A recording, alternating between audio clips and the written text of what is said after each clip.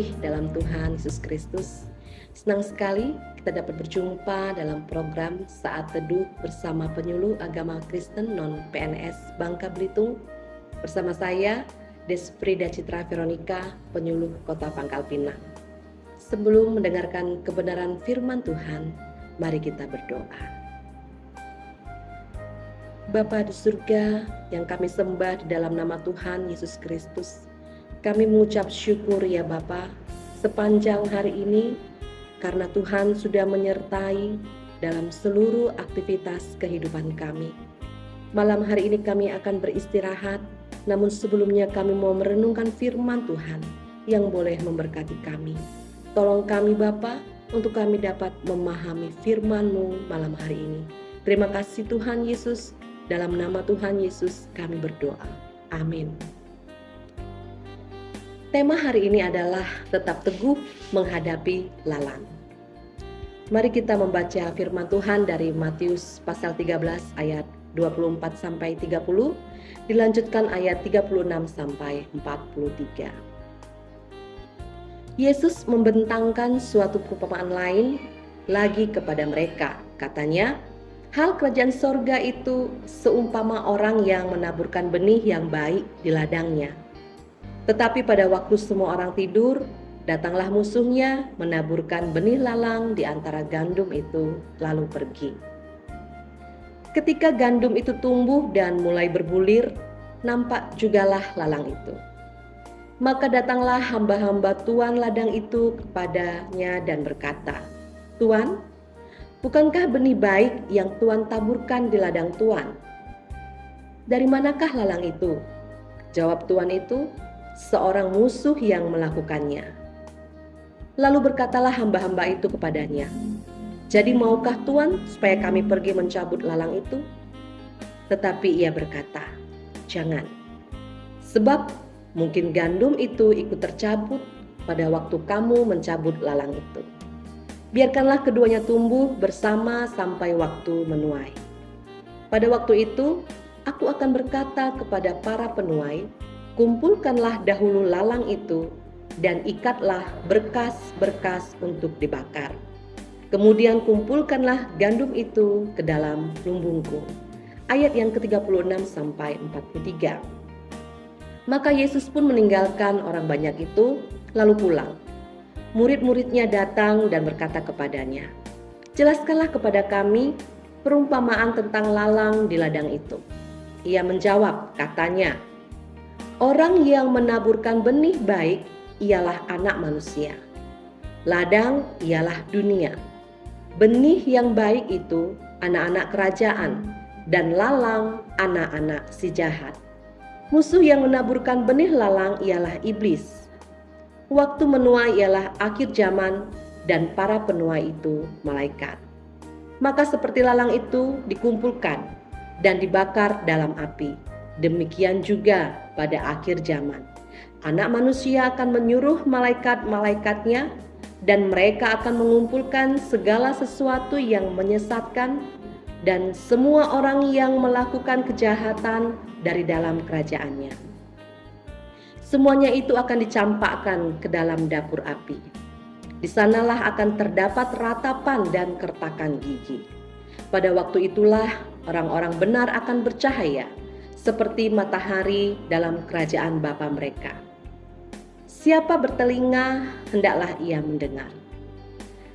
Saudara, seringkali ada pertanyaan yang timbul dalam pikiran manusia. Mengapa Tuhan mengizinkan saya mengalami penderitaan ini? Padahal saya sudah percaya dan taat kepada Tuhan. Sehingga ada sebagian orang merasa kecewa, bahkan putus asa. Melalui kebenaran firman Tuhan ini, mari kita memahaminya dengan perumpamaan yang disampaikan Tuhan Yesus. Penabur benih gandum adalah Allah, sedangkan hamba atau pekerja-pekerja adalah para hamba Tuhan. Benih gandum adalah orang yang mendengar dan melakukan firman Tuhan, sedangkan lalang melambangkan orang-orang lainnya yang dapat berarti agen-agen si jahat. Musuh Tuhan tersebut melambangkan iblis. Waktu menuai melambangkan akhir zaman. Dari perumpamaan ini ada beberapa hal yang dapat kita pahami. Yang pertama adalah peringatan. Sejak awal Tuhan merancangkan yang terbaik bagi umat manusia ciptaannya.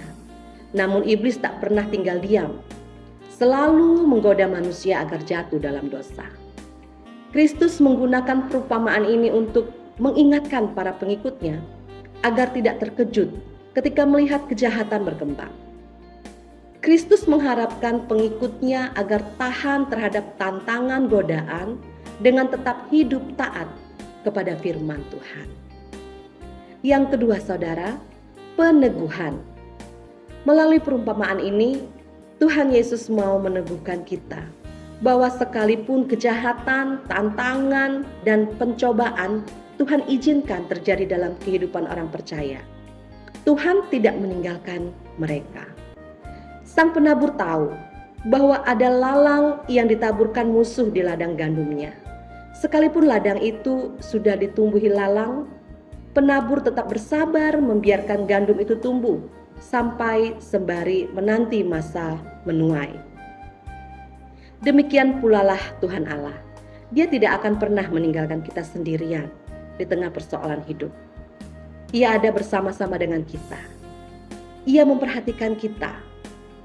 Tantangan, persoalan, pencobaan, Tuhan izinkan terjadi supaya kita dapat semakin tumbuh dewasa dalam iman dan kerohanian.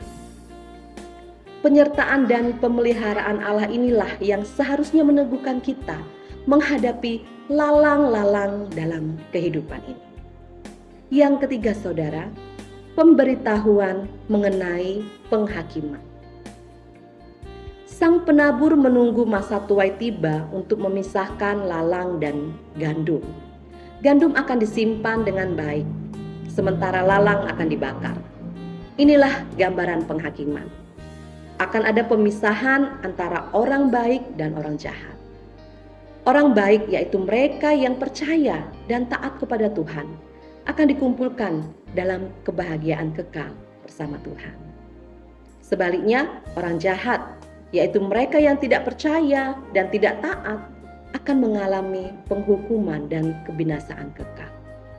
Saudara yang terkasih dalam Tuhan Yesus Kristus, kiranya melalui kebenaran firman Tuhan ini, kita semakin bijaksana untuk tetap setia dan taat hidup sesuai kehendak Allah. Amin. Mari kita berdoa. Bapa di surga, Tuhan kami Yesus Kristus, terima kasih Tuhan. Kami boleh mendengarkan kebenaran akan sabda firman-Mu yang boleh memberkati kami untuk kami beristirahat malam hari ini. Kami boleh kuat menghadapi tantangan dalam kehidupan yang Tuhan percayakan ini. Karena kami percaya bahwa Tuhan selalu beserta dengan kami, menolong dan menguatkan kami.